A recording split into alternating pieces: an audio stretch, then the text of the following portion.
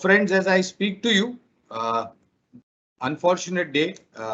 We are at 52-week lows both on the Sensex and Nifty, and very crucial levels have been broken today.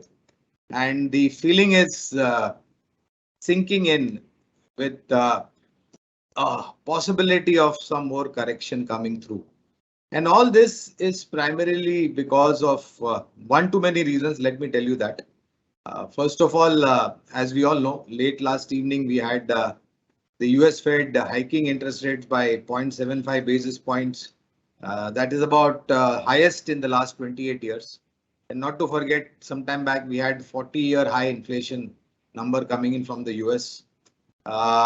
Crude oil shock is still not done and dusted. We are still dealing with the crude oil shock. Along with that, we have a depreciating rupee. Our own central bank, Reserve Bank of India, out of turn, there was an interest rate hike. With the credit policy, there was another hike that was put into place. And the expectation is that more central banks across the world would possibly taking a step forward in terms of increasing the interest rates, given the backdrop of elevated inflation number. We have concerns in terms of numbers coming week for this financial year. Very soon we will see a curtain raiser for the first quarter financial year. And let me tell you, friends, the crude oil price that we saw rising was not felt as much in the last quarter of last financial year, primarily because it was in the fag end of March when actually the crude oil prices started rising. And to have a meaningful impact, you need to have number of days for the earnings to get impacted. But it was hardly about 10 or 15 odd days. So our sense at Geojit is that certain pockets in the manufacturing side will feel the brunt of the crude oil prices rising. Along with that, you will have paint companies, you will have concerns in the automobile sector, tire companies, manufacturing sector. Uh, Commodities will basically by and large get impacted. So this selling that we are witnessing is primarily because since October 2021 till the end of the day today, we have seen close to 2,75,000 crores. That's the number that is known to me last. That is the number that FIs have sold in Indian equity markets, friends. And in the month of June alone, we are halfway down the mark. The number is more than 15,000 crores. So if you put all these numbers into perspective and why the FIs are selling is known to all of us, of course, the rupee depreciating also gives them a little bit of edge because they take back dollars when they go back from here. And depreciating rupee has a little bit of soothing effect because they have to convert it into dollars and then they take it. On the other side, at back home, change in scenario also is a concern. But the most important aspect of this entire correction that we have witnessed and that I would like to highlight with all of you all is that given the number of the sell side figure that I have just mentioned, markets across the globe have corrected maybe 20%, 25% or 30%. But fortunately, up till now, we have seen a correction of close to more than 16 odd percent with today's correction taken into consideration. So what I'm trying to say is that we have corrected, but we have not fallen the way certain global markets have fallen. So why is that? There are a lot of people who ask me this question, and according to me, the answer is very, very clear. The ability to withstand the selling pressure of the FIs was much smartly handled by the domestic institutional investors. And over there, I think the important role that the retail investor has played up till now is very, very significant because had it not been the retail investor continuing with his or her SIPs or continuing with buying into some fundamental stocks directly into equity market or using any other mode via mutual fund, then the financial strength would not have been there with the DIIs to face the huge amount of pressure of foreign institutional investors. So while we have corrected, we are a little bit better off than the rest of the world. In certain pockets, in certain geographies, where the correction is to the tune of 25%, 30%, or maybe a little bit more. And this correction is not only restricted to our markets, this correction is there globally, friends. It is not that the Indian rupee is depreciated against the dollar. Lot of emerging market currencies and developed market currencies have corrected, depreciated against the dollar. So it's a global phenomena. We are not isolated as one particular pocket. So we have to take everything into perspective. And it is not that the entire growth story is written off now, or the inflation is something that we need to worry, or crude oil will shoot over to $150 and beyond, or whether the GDP growth rate will come down, corporate earnings, like I was just mentioning. This is going to be a troublesome pocket. Corporate earnings for the first financial year and second financial year, second quarter this financial year, could come under pressure, which may lead to a little bit of more downside in the market.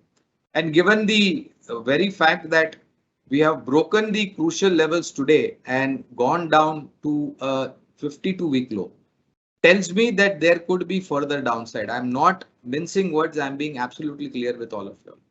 That downside could be 15,000. That downside could be 14,800. That downside could be 14,500. It's very difficult to put your finger on a particular number because there is a lot of uncertainty. And starting early this year, since the time we have seen the unfortunate geopolitical situation or conflict between Russia and Ukraine, I think a lot of expectations have turned around and they have gone onto the negative side. And not only that, friends, I think the view in terms of developed markets going through a rough weather or a recession coming through is very, very big. We'll have to wait and watch as to where do we stand in the entire pocket. But let me give you the brighter side of what I feel. I personally feel, we at Geojit feel that corrections, and let me tell you, 62,200 was the high on the Sensex, 18,600 was the high on the Nifty. From there, currently we are at somewhere close to about 15,300 odd on the Nifty, 51,400 or thereabouts on the Sensex. So in terms of percentage, if you go to see, we have corrected just a little bit over about maybe 15-16% or a little bit more than that. Now, in history also tells us, friend, that whenever markets have corrected, the corrections have come in deep and sharp. But on the reverse side, when the markets have to move up, it takes a gradual time at a slow pace and over a period of time. And history is witness to this. So this is no new normal that we are witnessing. This is a phenomena that started because of global uncertainty, geopolitical situation between Russia, Ukraine. Then it translated into crude oil prices moving high. Then translated into commodity prices, agri-commodity prices again moving up. That translated into the world economies growing a little bit slower. And then came in the fear of inflation, interest rate hike, and of course, the unfortunate situation as far as crude oil is concerned. So if I put all this thing in perspective and look at our markets and where we are, I think we are a little bit in the better shape, or we are in a better color than rest of the world. And maybe we can correct a couple of percentage more from here. Like I mentioned, difficult to put a number, 15,000, 14,800 or 14,500. We could go to those kind of levels if the continued selling pressure from the FIs persists. But my understanding is that after selling more than or close to about 2,75,000 crores, I think the quantum of sell side pressure is now going to reduce a little bit. Along with that, I think people will have to possibly also, streamline themselves with expectation of earnings. As I mentioned, this financial year, first and second quarters could be a little bit choppy, sticky, weak than expected in certain pockets, better than expected in certain pockets. So overall, I think next 3 to 6 months are going to be very, very challenging. In effect, what I'm trying to tell you, friend, is that expectation of return on Sensex and Nifty should be scaled downwards. My estimate when we started the year 2022 in January was somewhere close to about 15 to 20%. I'm talking about Sensex and Nifty. Company specific, maybe you could get a better number, but Sensex and Nifty at the beginning of the year, when this unfortunate situation was not in front of us, my calculation told me that we could possibly get a return of 15 to 18% by the time we end this calendar year, December 22. After the events that have unfolded and the situation that we are all into, I have revised my calculation downwards to maybe 10 to 12%. I'm talking about, once again, Sensex and Nifty, sector stock specific, depending upon the opportunities, and as things evolve, we could again revisit. But I think downward scaling of return on December 2022 to the tune of 10 to 12%. This again with the caveat that possibly with domestic triggers turning out to be positive, we could possibly achieve that 10 to 12% return. I'm again Sensex and Nifty. So what are those positive triggers that I'm talking about? Number one, the recent inflation numbers was a little bit lower, but above the comfort zone of Reserve Bank of India, which is around 6%. The GDP growth rate has been scaled downwards from 8.5 to 7.6 by certain global credit rating agencies. This again, 7.6% GDP growth rate is absolutely welcomed by both the hands, because there are very few economies in the world which can deliver that kind of GDP growth rate. Third important point is that for the month of May, the GST collection was somewhere close to about 1,42,000 crores. And for the month of April, it was highest at 1,60,000 crores. The reason why I say this, friends, is because all these matters in terms of the macro outlook as far as the Indian economy is concerned. No doubt, downward revision of earnings for the first and second quarter could put us in a little bit pressure. Painful points will be there to live with for the next 3 to 6 months. But one positive trigger is that the estimates or the preliminary outlook as far as monsoon is concerned, given by the Met Department, is more about normal long-term average monsoon. This is very, very crucial and important, friends. And I think this is the fourth or the fifth year continuously that we are getting favorable monsoon, because agri output can increase with the kind of huge population that we need to feed. I think it is very important, and a large part of our population is associated with agri activity. So if you look at all these things, all these data points on the domestic front, my sense is that the downside could be a little bit less for us compared to the rest of the world. And I say this with a lot of cautiousness and a little bit of positivity in terms of the sell side number from the FIs going down. And the problem, friends, is where do FIs invest? Because there are a lot of questions that were asked. Why is the market continuously going down? So the problem, friends, is that whenever FIs come and invest in an emerging market like India, they by default have to go by certain rules and regulation. And large part of their investments are invested into, Nifty 50 or BSE 30, or if I can put it in other words, large cap stocks and select mid cap universe. And whenever the FIs start selling, by default, the pressure is going to come on Sensex and Nifty, because the weighted stock is where the FIs have invested, or mid cap stocks where certain, sector wise mid cap stocks where they invest. So that will be the pressure. Small cap, again, that is not over-owned, but definitely under-owned by these FIs, but the investment is definitely there. So primarily when the FI starts selling, the first casualty that has to fall is the large cap stocks, then comes the mid cap stocks, and then comes your small cap universe. So the pressure in terms of large cap, as I mentioned, the number right from October 2021 till the end of the day today, I guess today also, unfortunately, I don't have the numbers, but I'm sure there would have been a large sell side figure from the FIs. The way the market turned around when we started the day, it was holding out quite smartly, but I think by 10:30, 11, and by the time the European markets opened up, we had to again face the brunt of FI selling. and move on the negative side and a close at 52-week low. So where do we go from here, friends? Keeping in mind that and the very fact that we have broken crucial levels, I think my advice to all of you all would be that in case if you are going ahead and investing into equity market, please don't be in hurry to invest. Go step by step, take small steps in the sense, make your investments in small installments, whether it is directly or via SIPs. SIPs, let it go the way they are. But if you want to top up your SIPs or if you want to start a new SIP, make sure that the amount is over a period of time.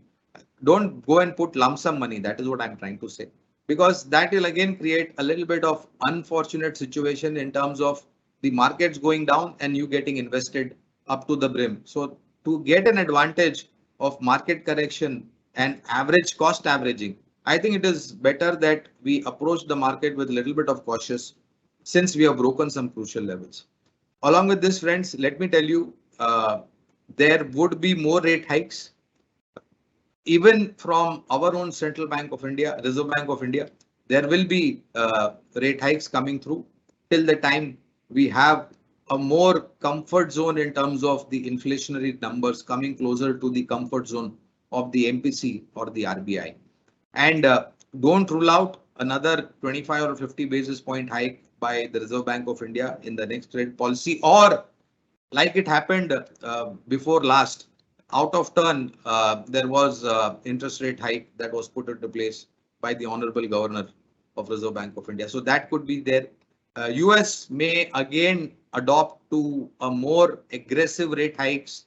Along with US, there could be many more central banks in different countries who would want to go ahead and raise interest rates to curtail the inflationary pressure that has been there.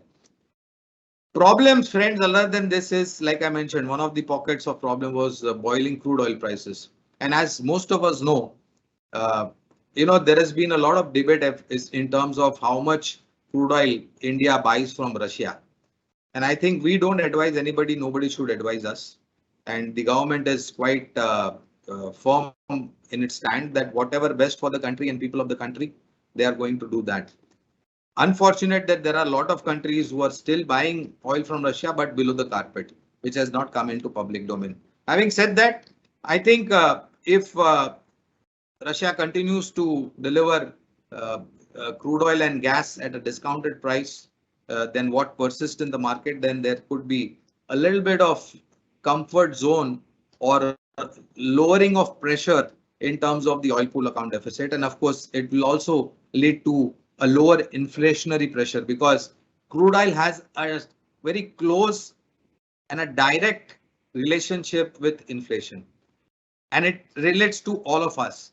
So my sense is that if we are able to secure our energy requirement from Russia to a great extent without upsetting any major global economy or leaders of the world, then I think we could be in a very safe zone. The other side, what we have to remember, friend, is the depreciating rupee against the dollar.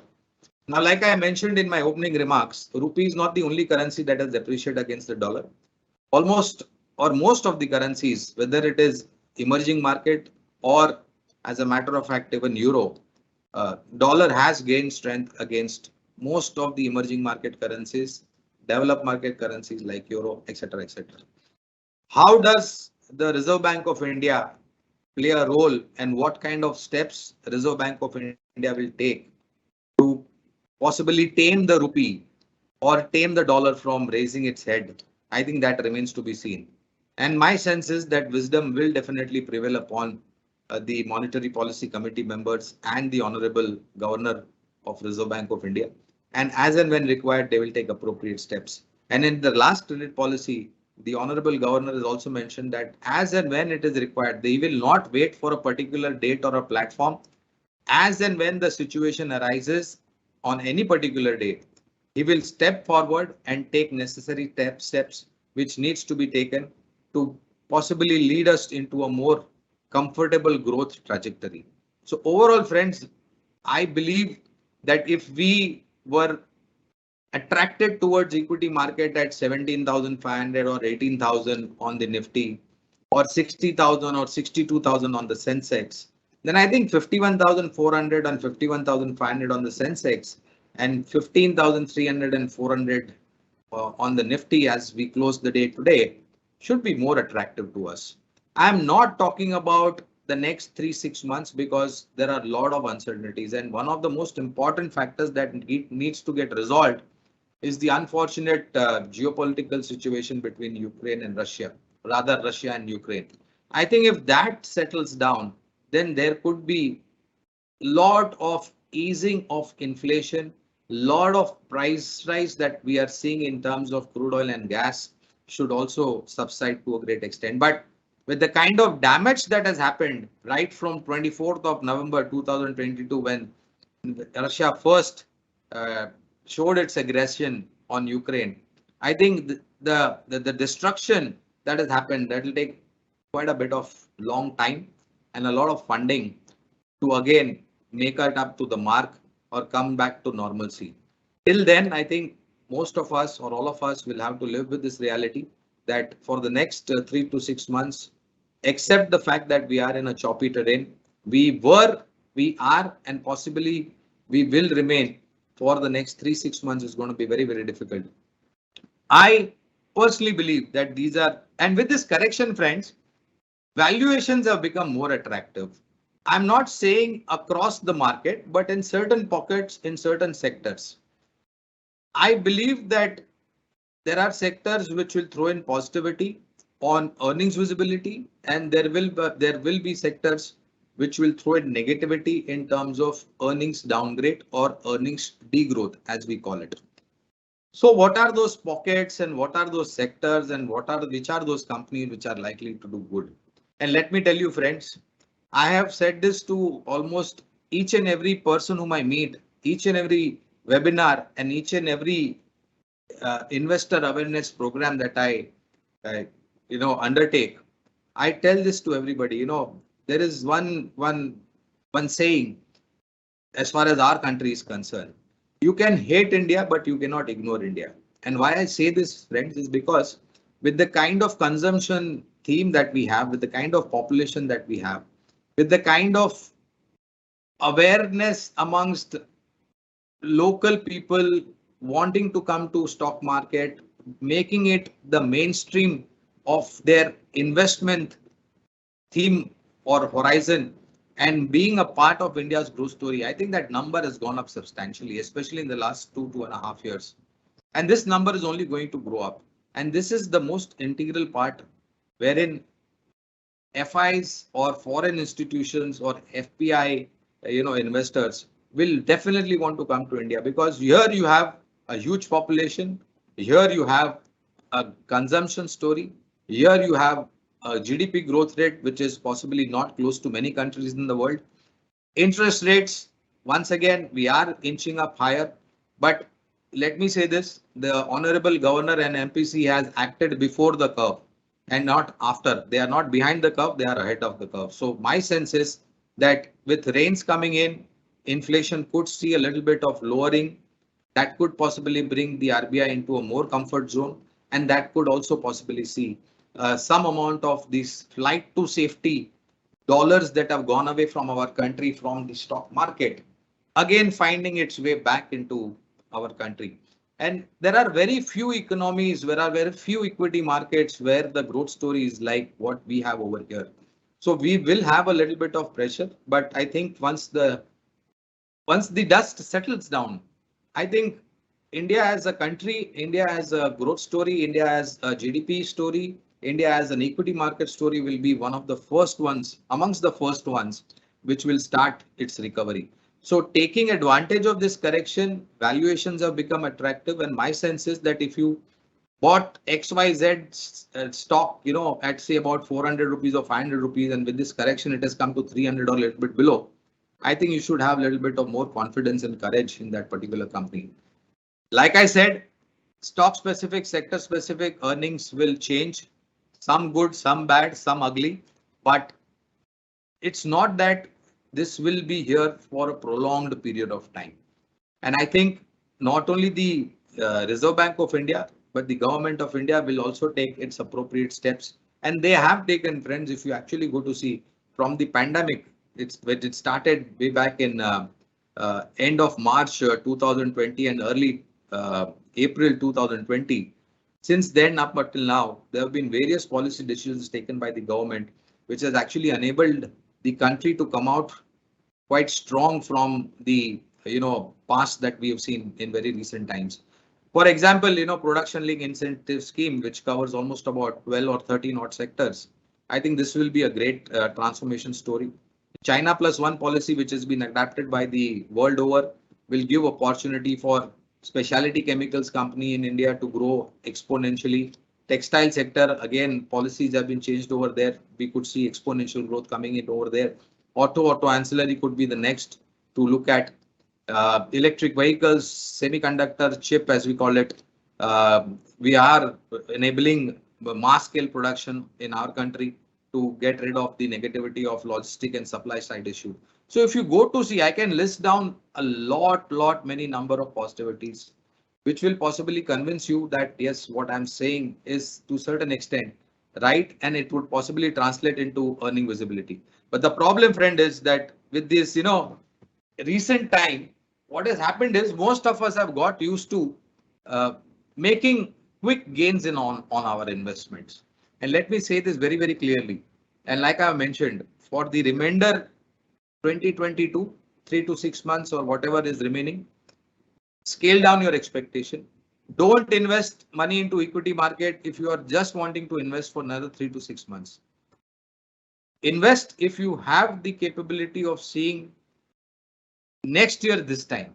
And I think by June, July and 2023, I think most of us would have forgotten what we have gone through in the present scenario. And this is a very important thing that I want to tell you, because cutting down an expectation, cutting down on your expectation on return on investment is something that one has to live with. And I think you need to regularly revisit and periodically, reassess what you have done in terms of your investments, etc., etc. Now, if you are an investor in an SIP, continue your SIP. Please do not stop your SIP. Cost averaging is a wonderful thing to live with when it comes to systematic investment plan. If you have investable amount, you can even start a new SIP. I would even go to the extent of saying that if you are doing investment directly into equity market, my humble request to all of you all is don't go and buy stocks which have fallen 70, 80% or 90% or maybe more, just because they have fallen from 3 figures to 2 figure or 2 figures to a single digit. Don't do that, because under all possibility, they can go down by another 30, 40%. Buy quality, don't buy quantity. This is one more thing that I tell everybody, because there are a lot of investors who are in a habit of buying unknown stocks with no relevance and no growth story. They will buy a huge quantity and then they'll get stuck with it and then they will curse the equity market. Please don't do that. Buy quality stocks, buy few stocks, buy few shares, but buy shares of good, strong, fundamentally sound managed companies, which will lead your investment into an incremental return, which you will possibly see over a couple of years as your investment period grows. But please don't be in a hurry to go and invest. Like I said, since we are at a 52-week low, possibility that we can go down further. How much? Let's hope that we hold our head above 15,000 and 14,800. This is my preliminary guess as of now. It could change depending upon how the situation and circumstances change and what are the cues we get from the global markets. Locally, friends, there is not much to worry about, because all this correction that we are witnessing is more of an imported correction. The situation that has happened in US, Europe, UK, other emerging markets, our neighboring countries, what is happening, I think there's something to be a little bit concerned about. But the correction came into our market because of a global correction and global triggers, not because of something seriously gone wrong in India in terms of inflation, in terms of interest rates, in terms of GDP growth rate getting revised downwards drastically, or earnings, corporate India earnings getting degraded or downgraded by most of the credit. Nothing like that. It is more of a correction which we have imported. And I think we are possibly at a very fag end of that correction. I don't think we are going to see those kind of serious corrections. And according to me, friends, I think very important is not to expect any magical recovery, but expect stability in the market. That is something that we need to see. Because over the last maybe about 2-3 months, if you go to see, we open with a little bit of strength. And by the time we have not even completed half day of the trade, and that strength translates into negativity and we go down as much as we have gained in the morning. So my request is that this volatility should go down, should subside. It may take a little bit of time, but stability, once it comes into the market, the base formation takes place. And once the base formation takes place, I think we make a strong foundation for the growth to come back in terms of moves getting higher. I have highlighted certain sectors, about 5, 6 or 7 sectors is what I have highlighted. And within those sectors, I have highlighted about 30 or 35, 36 odd stocks. I would request my team, Jyoti or anybody who can help me. I think if they would have prepared a kind of a plate or a screenshot. Yeah, there it is. I think this is in front of you all. You all can take a snap of this, or you can jot it down. There are. Can we have the earlier slide? Earlier stock sectors, starting with defense, please. Jyoti or somebody who's helping me in this. Can we go to the next one? And then we'll come to this one. Yeah, in a minute. Yeah, take the defense one first and then we'll come to this. So friends, what I've done is I've highlighted defense, and as we all know, defense, there was a third list that was out by the Defense Ministry of Defense, which comes. Yeah, there it is. Thank you very much, Jyoti. Thank you so much. Thank you. So we have defense, we have IT, we have banking and NBFC, we have auto and auto ancillary. Ancillary will come in the others. So these are, the stocks. And let me tell you, friends, defense is going to be a big theme with the kind of restrictions that were put into place more effectively with the third list of restrictions that have come out, and defense FDI in defense that was made enabled by the government will see a huge positivity. So you have these stocks, and these are all, of course, great players in terms of securing our borders and giving modernized equipments to our defense personnels, whether it is Air Force, Army, Navy, or BSF, Border Security Force.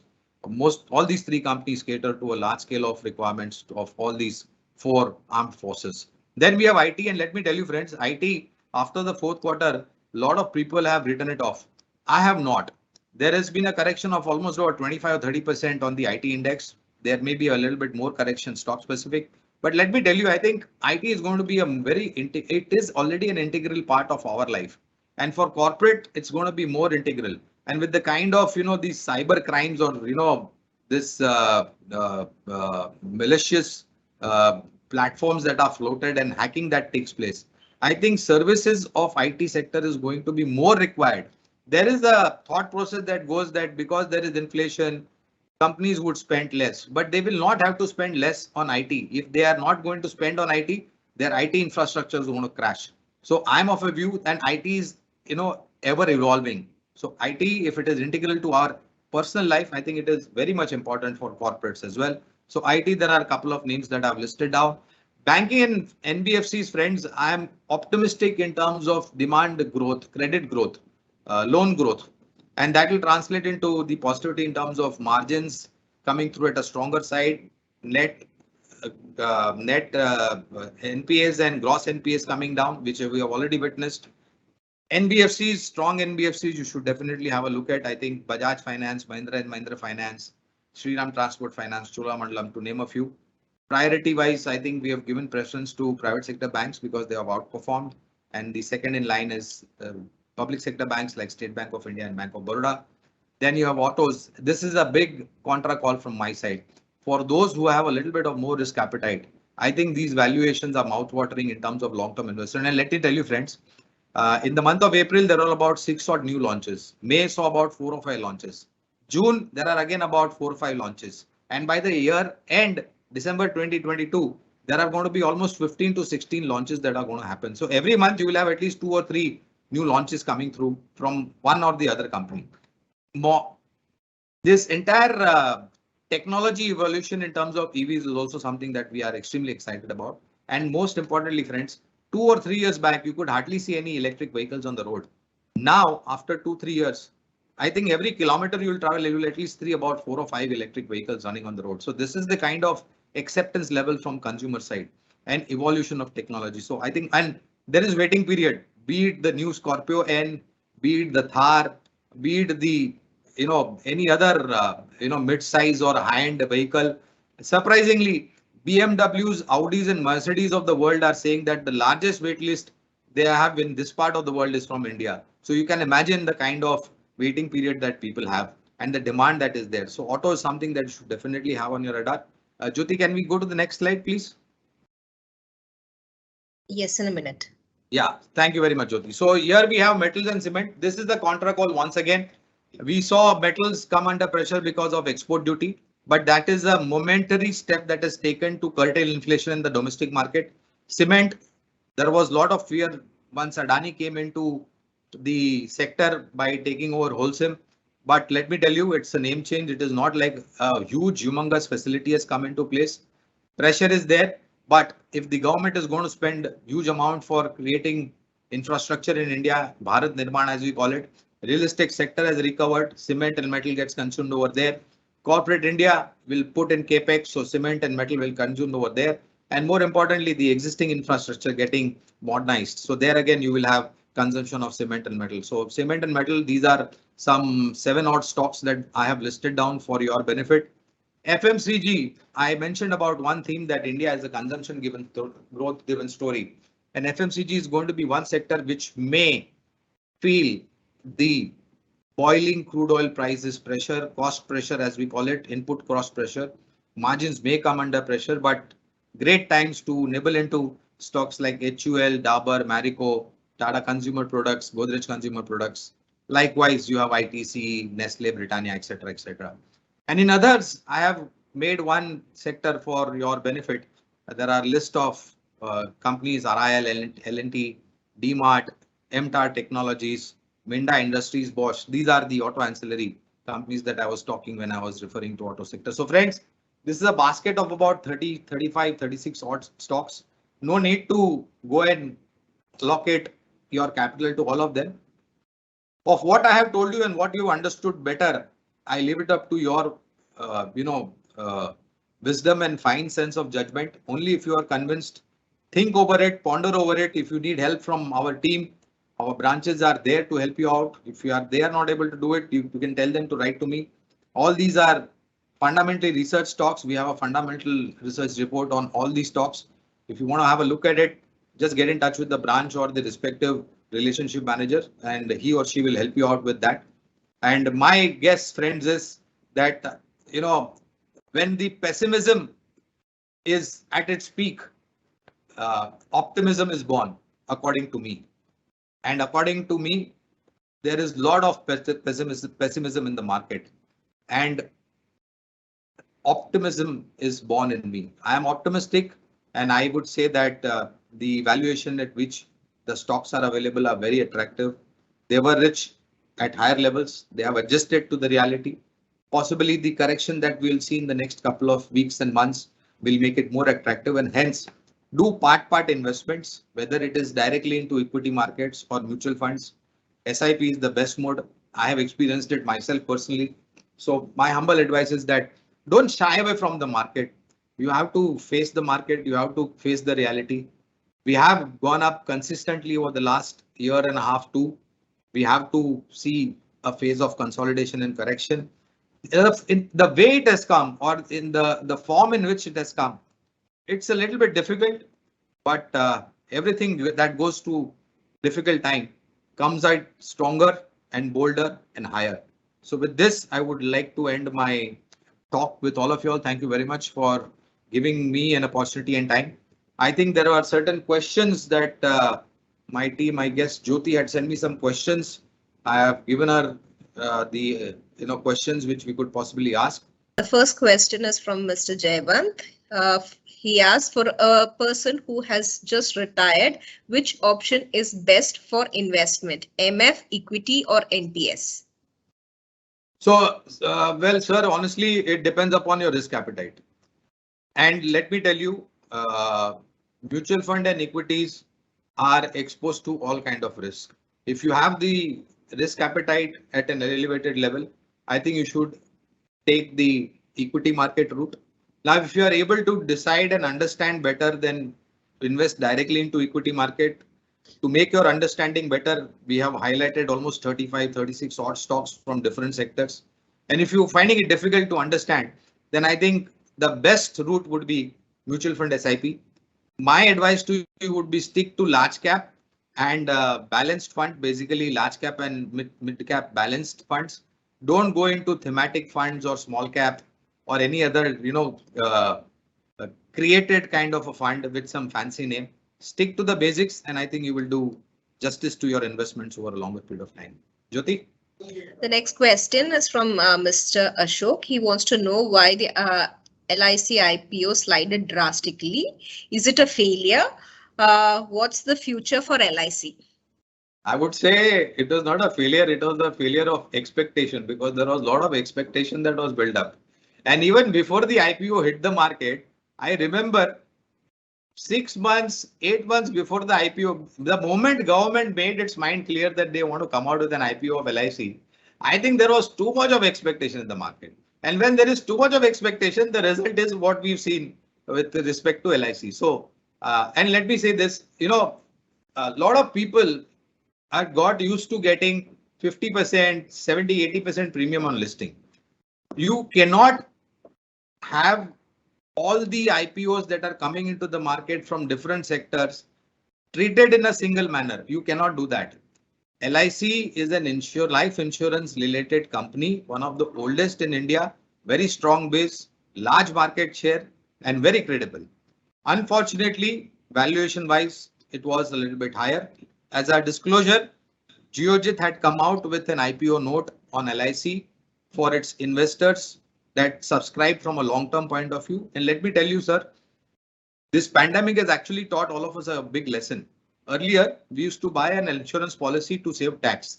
Now we are buying insurance policy to safeguard the future of our family members. And not only we are taking with it that perspective, we are also taking in a higher sum. That means the premium outgo is even higher, the sum assured higher, premium outgo is higher. So the new premium run rate for life insurance company is going up steadily. I would request you to hold on to the LIC shares. If you have investable amount, the discounted value where it is traded right now is a great opportunity for you to add more, or for somebody who wants to invest from a long-term point of view, I would even advise that. Jyoti? The next question is, earlier IT stocks were considered as inflation-free sector. Now with the US going into recession, which is a sector which are not going to be affected by inflation? So I think no sector is, spared or is left out when it comes to selling from the FIs or whether it is inflation. And like I was mentioning during our conversation, when FIs sell and go, they will sell everything which is there in the large cap universe or Nifty 50 or Sensex 30 or whatever large cap stocks they have, because primarily they invest in that. And IT sector was one of the most favorite sectors of FIs for investing. So that is why we have seen a tremendous underperformance from IT. But if I have to go by the verbatim and the outlook for the business of the IT sector, which was given out by most of the management after the fourth quarter number last financial year, and I just elaborated about IT, how important it is. So I don't think that any sector is going to be left out. When the correction comes, everything will go down. Some may go down more, some may go down less. But my advice to you, sir, is we have given you about 5, 6, 7 odd sectors. You can pick and choose from that. And I'm sure with a 1.5 to 2 year time horizon, you would be smiling your way back to the bank with the kind of profits that you will earn. I wish you all the very best. Jyoti? This is a question that many of them have asked. How long will this downtrend last? When is the right time to pump in funds to existing portfolio stocks? all my stocks are running negative. Is it wise to hold or sell off? So my friend, you are not the only one. There are a lot of people in the ferry or the cruise liner that we have boarded in terms of investing into equity market. And not only you, even my recent investments into mutual fund SIP would be in red, whatever I would have invested, since we have given a close at 52-week close. So one does not have to be deserted by this kind of thing, or one does not have to shrink in sorrow or something like that. Like I mentioned, these are testing times, and equity market is all about high risk, high return. But it is one of the best asset classes among all the asset classes which are available for investment in India for a common person. I would say that please continue your investment if your investments are into fundamentally strong, sound companies, or if you invested into mutual fund SIPs, please continue it. Don't stop it. I'm repeating it again and again because I do it myself. In this kind of time, I've in fact started a new SIP. I have done a lump sum investment just about 3 days back in some of the portfolios. So please don't stop this. These are times wherein you get to invest into equity market at discount.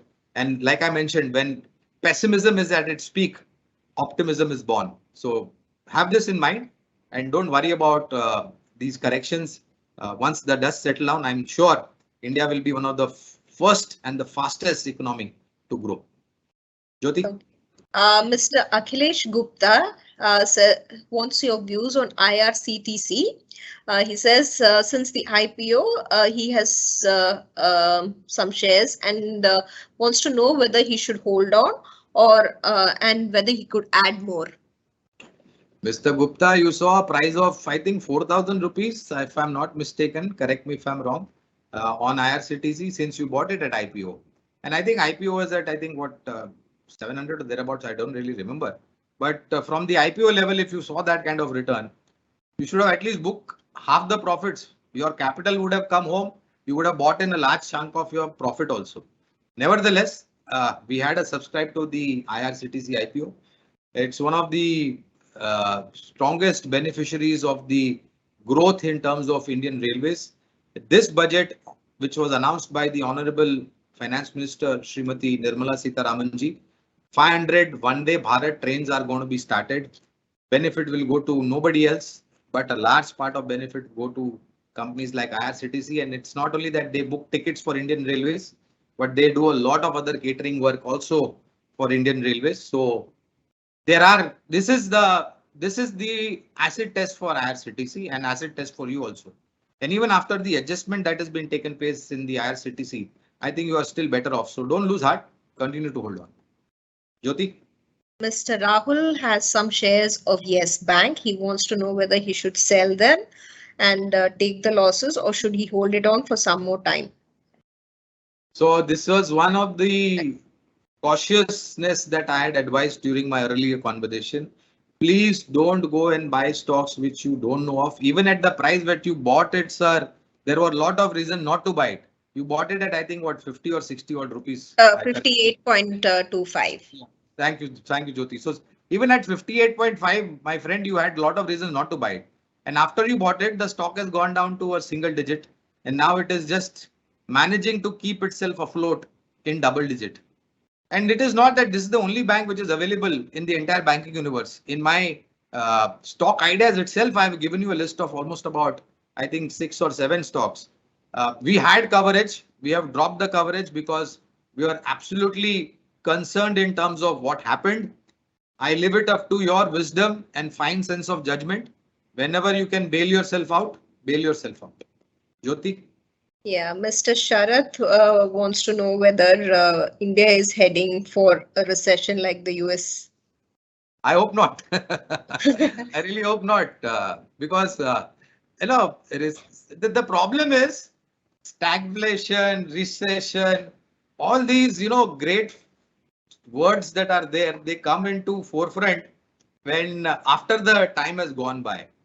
So I seriously feel that we are not still in that kind of downturn the way US is, and I'm quite seriously concerned about US because there is a lot more than what meets the eye. And let me sound a word of cautious since I have given this opportunity is given to me. Friends, please be very, very careful if you are investing into cryptocurrency, any form, by any name. Please be very careful. And if you are able to get out of it, my advice would be that please take a flight to safety. This particular asset class, there is no regulator, there is no mother, there is no father. Please be very, very careful about crypto. Coming back to the question about India going US way, no, as of now, given the situation, circumstances, and domestic triggers and data points, I don't think we are going down the way US has gone down. Jyoti? Another question that many people have asked is about the asset allocation that they should have in this current market. So asset allocation depends upon, again, we come back to the same point, your age, your expectation of return, how much return you want, how much of time you want to stay invested, which is one of the most important, and how disciplined you are. So basically you have not many asset classes to invest in. There are standard 4 or 5 asset classes that a common Indian invest. One is equity, second is bank FD, third is PPF, fourth is gold, and fifth is land. So depending upon your risk appetite, you should distribute your, you should make your asset allocation accordingly. If you ask me, if I was the one, I would put 60% into equity. I would put 20% or 30%, 20% into bank FD and PPF, both together 10%. And then the balance 20% I would put it in gold. That is gold ETFs or gold sovereign bonds. I think this would be the allocation that ideally I would do. Again, I leave it up to your fine sense of judgment and wisdom. See credit profile, risk profile yourself and take this step accordingly. But this is the basic thing that I would do. Jyoti? Okay, the next is they want to know your views on the banking sector, then and ITC. Banking sector and ITC? ITC, yeah, okay. So I'll speak about ITC first because I have not spoken about ITC when I spoke about FMCG sector. So ITC is one stock which has started to come out of its blues. It was a long period of consolidation between 120 and 200 and between 180 and 220. Then we saw levels of 230 and 245, 250, and then we saw levels of 270 and 275. So I think it has matured. The stock has matured, but it has still yet to walk. And after walking, it has to learn how to run. And after running, it has to learn how to sprint. So that is a long way. We have a positive coverage on ITC, but you need a lot of patience and a long, very, very long time horizon. On banking sector, I am one of the most optimistic guy. And I think these are the times wherein in your portfolio, banking and NBFC has to be one of the most important and integral part of your portfolio. Stocks are there for you in the recommendation that I have given earlier. I hope you would have taken a snapshot or possibly taken a photo on your mobile phone, or you would have jotted it down. Stick to private sector banks and then select 2 banks in the public sector universe, that is State Bank of India and Bank of Baroda. Jyoti? This is the last question. I'm clubbing the question from Ms. Seema Nair and Mr. Gopakumar. Both of them are beginners and they are willing to take the risk. So the first question is which SIP is advisable on the long-term basis and what kind of stocks can we purchase? So stock list, I've made it very easy for you, ma'am. I've given you 30, 35 odd stocks, 36 odd stocks. You can pick and choose from that a basket of sector that I have given it out to you. No need to buy all of them. Of what I have explained to you in terms of what our outlook at Geojit is about these sectors and the justification as to why we have given a buy recommendation. You can pick and choose from that.